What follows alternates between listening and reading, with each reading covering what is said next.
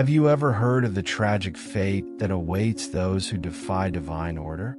The story of Jezebel, the infamous queen of Israel, is a tale that intertwines power, betrayal, and an epic downfall, showing how unbridled ambition and idolatry can lead to destruction. This is the story of a woman who, driven by her devotion to pagan gods and her desire to control a kingdom, set in motion a series of events that culminated in her own violent death, precisely foretold by a prophet of God. But this is not just an ancient story. It's a warning that resonates to this day, showing how straying from God's ways can bring devastating consequences. Jezebel was not an ordinary queen. She was a figure who openly defied the God of Israel, imposing her own religion and brutally persecuting those who remained faithful to Yahweh. Her name, once synonymous with power and influence, has become a symbol of corruption and wickedness. What makes Jezebel such a fascinating and yet terrifying figure is how she managed to ensnare an entire nation in her pagan cult, leading Israel into one of the darkest periods in its history. In this journey, we will explore how Jezebel, through her marriage to King Ahab, used her position to manipulate and corrupt, imposing the worship of Baal upon Israel. We will see how the confrontation with the prophet Elijah exposed the falsehood of her religion and foreshadowed her downfall. And finally, we will follow the rise of Jehu, God's instrument of vengeance, who sealed Jezebel's fate in a way that no king or queen could have imagined. Prepare yourself for a story that is not just about an ambitious queen, but about the inevitable clash between human power and divine justice. The story of Jezebel is a timeless lesson about the dangers of idolatry, the corruption of power, and the consequences of defying the God of Israel. And by the end of this account, you will understand why Jezebel's name continues to be remembered with fear and reverence, not just as a symbol of downfall, but as an eternal warning. Jezebel, a Phoenician princess, was given in marriage to King Ahab, uniting Israel with the nation of Tyre. This alliance brought not only political benefits, but also the profound religious influence of Jezebel, who worshipped Baal, the pagan god of the Phoenicians. The Bible tells us in 1 Kings 16 verse 31 that Ahab, as if it had been a trivial thing to walk in the sins of Jeroboam son of Nebat, married Jezebel, the daughter of Ethbaal king of the Sidonians, and went and served Baal and worshipped him. This union opened the doors for Jezebel to introduce her idolatrous practices into Israel, using her position as queen to manipulate the kingdom's political and religious decisions, establishing a new governance paradigm marked by oppression and idolatry. With power in her hands, Jezebel quickly imposed the worship of Baal throughout the kingdom of Israel. As reported in 1 Kings 18 verse 4, while Jezebel was killing off the Lord's prophets, she not only encouraged the construction of altars and temples for Baal, but also persecuted and murdered Yahweh's prophets, attempting to completely eradicate the worship of the God of Israel. The queen's influence was so great that Ahab himself, at her instigation, built a temple for Baal in Samaria, 1 Kings 16 verse 32, causing idolatry to spread like a plague throughout the nation.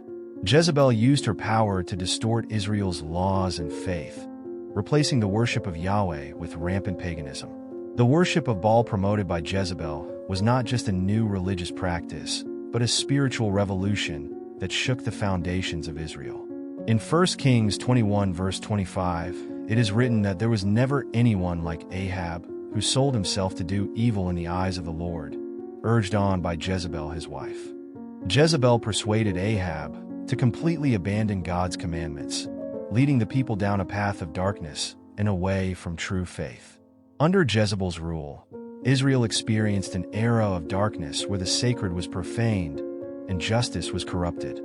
Jezebel's reign exemplifies how power can be corrupted to the point of destroying an entire nation. As queen, she used her position to persecute God's servants, consolidating her authority through violence and idolatry. However, the price of this rebellion against Yahweh began to manifest. The nation of Israel, which once prospered under divine protection, now faced natural and economic disasters, with famine and drought spreading everywhere. Jezebel's alliance with Baal did not bring the peace and prosperity she promised, but rather desolation and misery, the result of God's wrath against the people's sin. Yet, while Jezebel expanded her influence, a silent resistance grew among those who remained faithful to Yahweh. An inevitable confrontation was brewing as Jezebel's power faced opposition in the words and actions of a lone prophet sent by God to confront the queen and expose the truth. And so, at the height of her power, Jezebel found herself facing a threat she could not ignore, a man who would become her greatest adversary, the prophet Elijah. Under Jezebel's rule, Israel plunged into an unprecedented spiritual darkness. The worship of Baal imposed by the queen corrupted the people's faith and distanced the nation from their true God. In 1 Kings 18 verse 19, we see the extent of Jezebel's influence when Elijah challenges Ahab to gather all Israel on Mount Carmel and bring the 450 prophets of Baal and the 400 prophets of Asherah, who eat at Jezebel's table. These impressive numbers demonstrate how Jezebel managed to institute a new religious order in Israel, where the worship of Baal was not only permitted, but encouraged and supported by the royal court itself. The imposition of idolatry was accompanied by relentless persecution of those who remained faithful to Yahweh. The queen tolerated no dissent, and as a result, the prophets of the Lord were systematically eliminated. Many had to hide or flee to preserve their lives, while others were martyred for their faith. The people of Israel, fearing Jezebel's power, succumbed to the pressure, and the true worship of Yahweh was forced underground. In 1 Kings 19 verse 14, Elijah describes the gravity of the situation. "I have been very zealous for the Lord God Almighty. The Israelites have rejected your covenant, torn down your altars, and put your prophets to death with the sword. I am the only one left, and now they are trying to kill me too." The kingdom of Israel, once guided by its covenant with Yahweh, now found itself under the oppressive shadow of Baal. The temples dedicated to the God of Israel were abandoned or destroyed, replaced by pagan altars where abominable sacrifices were performed. Jezebel was not content with merely introducing a new religion. She sought to completely erase the memory of the God of Israel. Her thirst for power and control led to a deep distortion of religious practices, where truth was suppressed and falsehood exalted. The hearts of the people, once devoted to Yahweh, were corrupted by fear and deception as Jezebel reigned supreme, feeding on the chaos she had created. The spiritual destruction of Israel had profound consequences for the nation.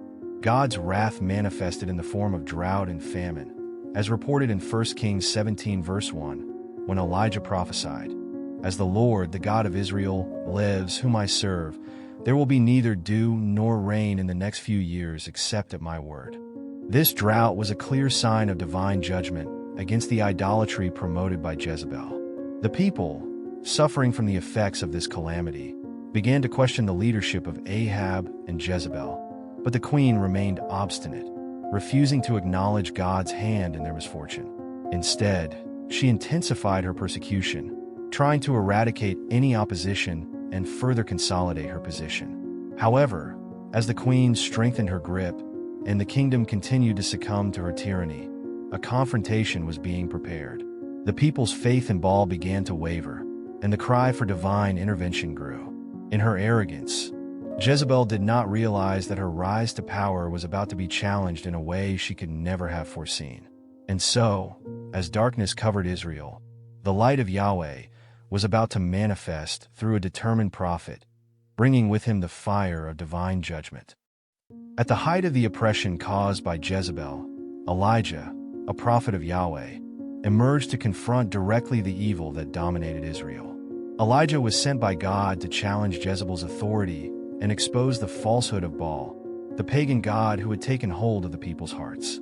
In 1 Kings 18 verse 21, Elijah addressed the people of Israel and asked, "How long will you waver between two opinions? If the Lord is God, follow him, but if Baal is God, follow him." This call to decision was a direct blow against Jezebel, who had worked hard to turn Israel away from Yahweh and establish the worship of Baal as the new norm. The confrontation culminated in the epic challenge on Mount Carmel, where Elijah proposed a definitive test to prove who was the true God. He summoned the prophets of Baal for a sacrifice, where both would call upon their respective gods to send fire from heaven to consume the offering. The prophets of Baal cried out in vain and cut themselves, trying to invoke a response from their God. However, there was no answer, as recorded in 1 Kings 18 verse 29. Midday passed, and they continued their frantic prophesying until the time for the evening sacrifice.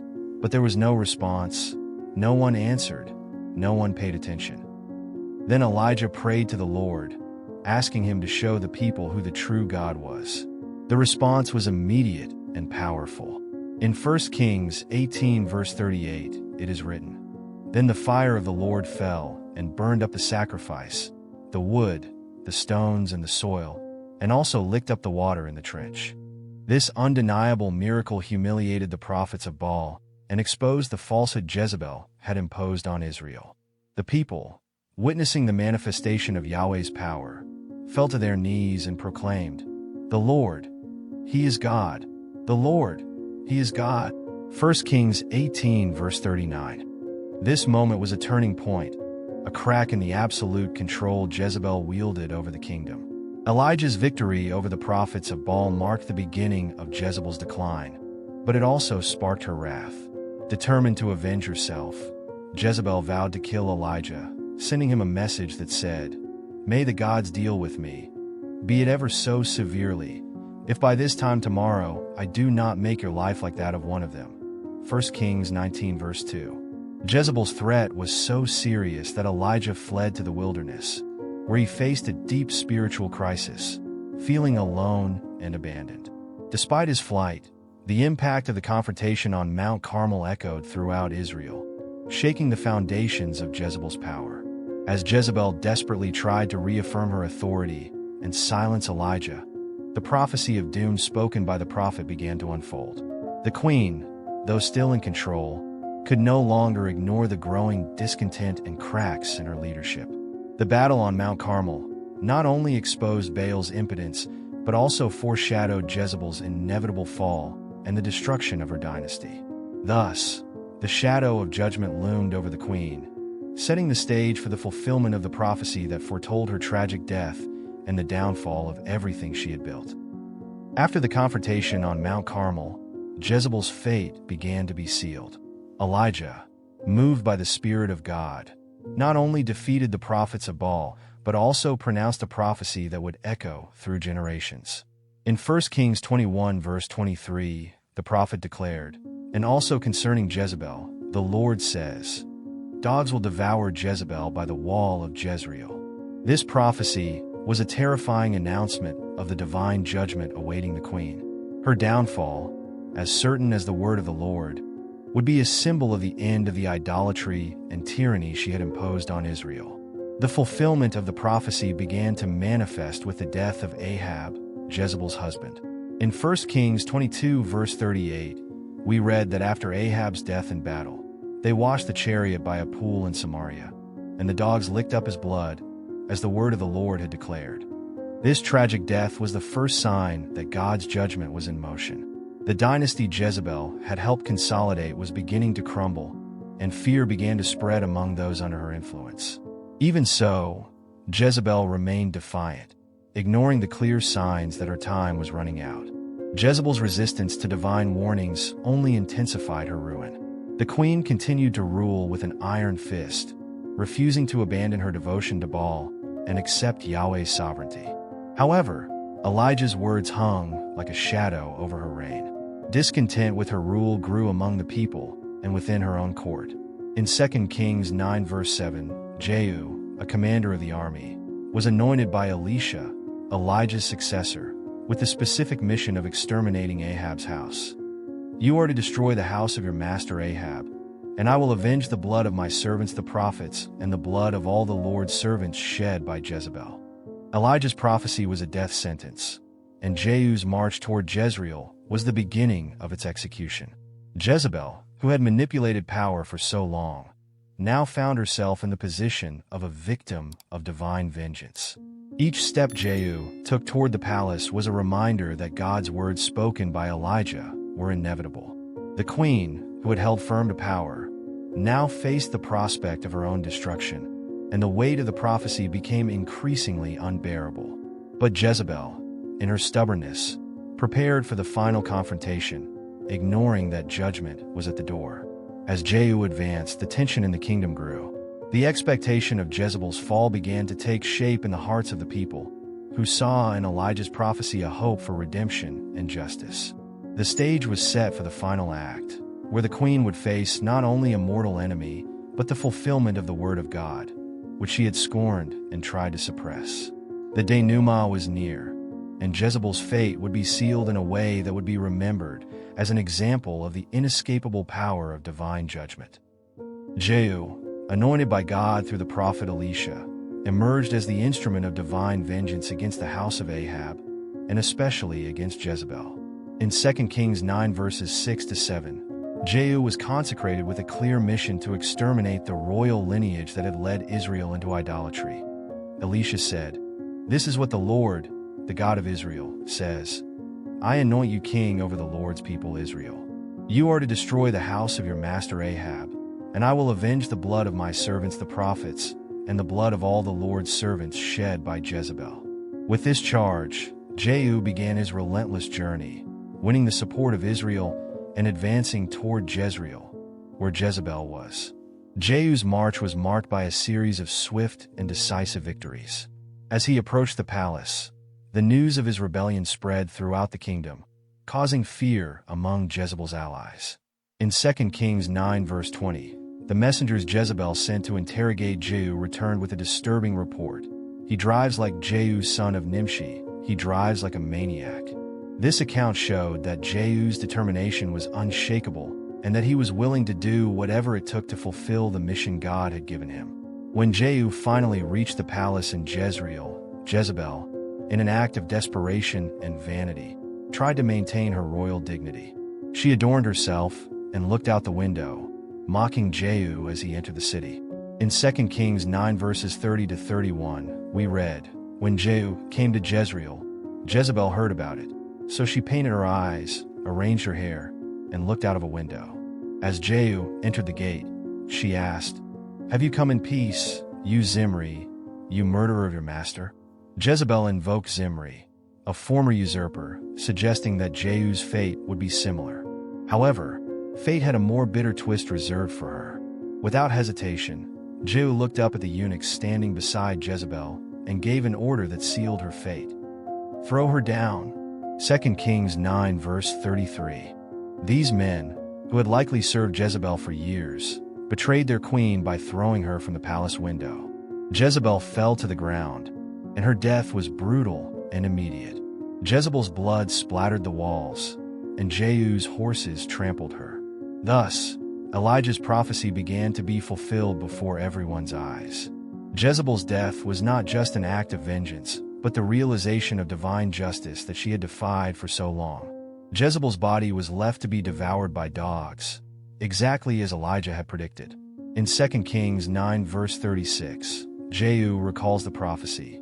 "This is the word of the Lord that he spoke through his servant Elijah the Tishbite. On the plot of ground at Jezreel dogs will devour Jezebel's flesh." With her death, the cycle of violence and idolatry that Jezebel had established in Israel came to an end, but the impact of her reign would continue to reverberate. Jehu had fulfilled his mission, but the consequences of Jezebel's actions would still be felt in Israel for a long time. Jezebel's fall was as dramatic as her rise to power. After being betrayed by her eunuchs, who threw her from a window, Jezebel met her end in a brutal manner. In 2 Kings 9 verses 33-34, we read that Jehu, after ordering her death, entered the palace without even looking back, as if the queen's life held little importance. "Throw her down," Jehu said. So they threw her down, and some of her blood splattered the wall and the horses, as they trampled her underfoot. Jehu went in and ate and drank. "Take care of that cursed woman," he said, "and bury her, for she was a king's daughter." This cold indifference to Jezebel's fate underscored the divine judgment she had brought upon herself. However, when Jehu's servants went to bury Jezebel, they found only part of her body. In fulfillment of Elijah's prophecy, the dogs had devoured Jezebel's body, leaving only her skull, feet, and the palms of her hands, as recorded in 2 Kings 9 verses 35 to 37. But when they went out to bury her, they found nothing except her skull, her feet, and her hands. They went back and told Jehu, who said, "This is the word of the Lord that he spoke through his servant Elijah the Tishbite. On the plot of ground at Jezreel, dogs will devour Jezebel's flesh. Jezebel's body will be like dung on the ground in the plot at Jezreel, so that no one will be able to say, 'This is Jezebel.'" The prophecy was fulfilled in a terrifying manner, and Jezebel's fate was sealed not only in death, but also in dishonor.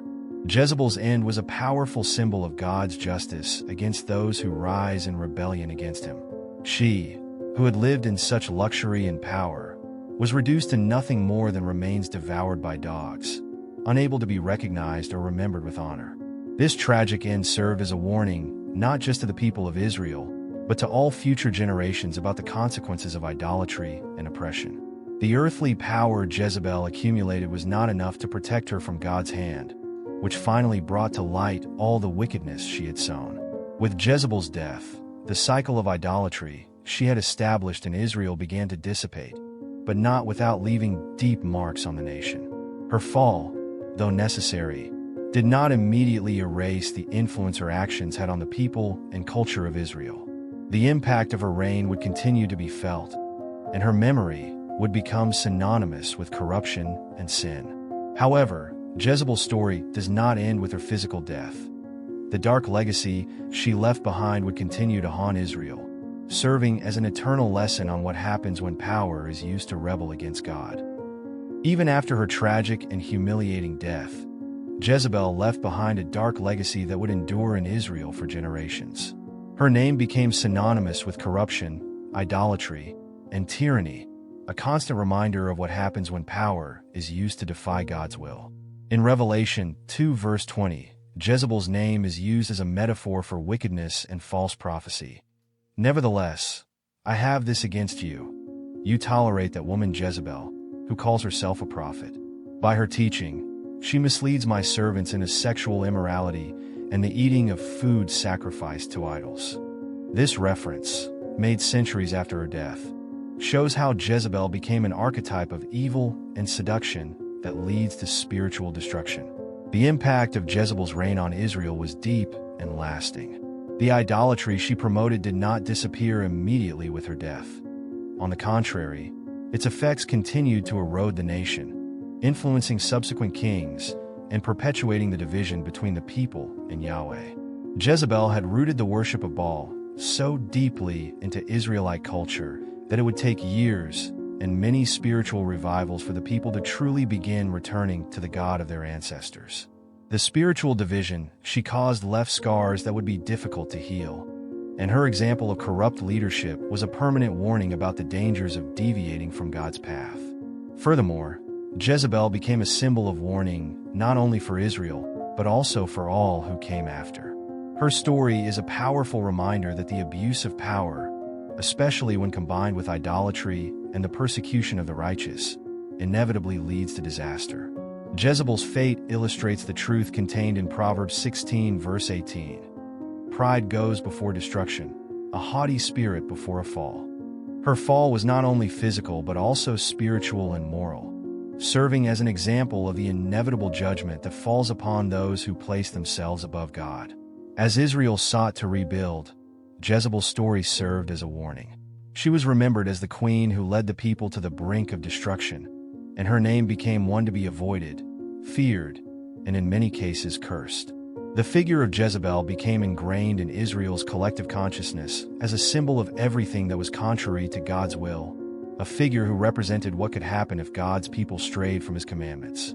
The very name, Jezebel, became a curse, a personification of the evil that haunts humanity when it succumbs to the temptations of idolatry and corruption. Despite her tragic end, Jezebel remains a relevant figure in discussions about power, morality, and the struggle between good and evil. Her story is often cited in sermons, Bible studies and theological discussions as an example of what happens when power is used in a corrupt and defiant way against God.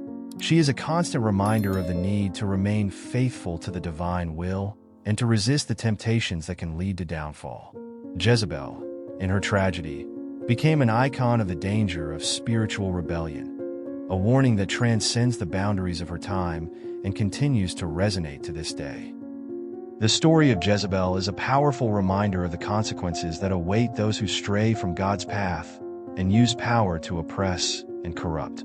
She not only left a legacy of destruction and idolatry in Israel, but also became an eternal example of what happens when ambition and disregard for divine justice take hold of the human heart. Jezebel believed that her earthly power made her invincible, but Elijah's prophecy and Jehu's rise showed that no one, no matter how powerful, can escape God's judgment. As you reflect on this story, consider the lessons it offers for your own life. How do you use the power and influence you have? Are you in any way straying from divine principles in pursuit of your own interests? Jezebel's story is not just a warning for leaders and rulers, but for all of us. It is a call to live according to God's will, resisting the temptations of corruption and idolatry so that we may avoid a fate similar to hers. May Jezebel's story be a constant reminder of God's power and the consequences of rebelling against him. Let us use her example to guide us in our decisions and avoid the same mistakes that led to her downfall. And may we always remember that no matter how powerful someone may seem, no one is beyond the reach of divine justice.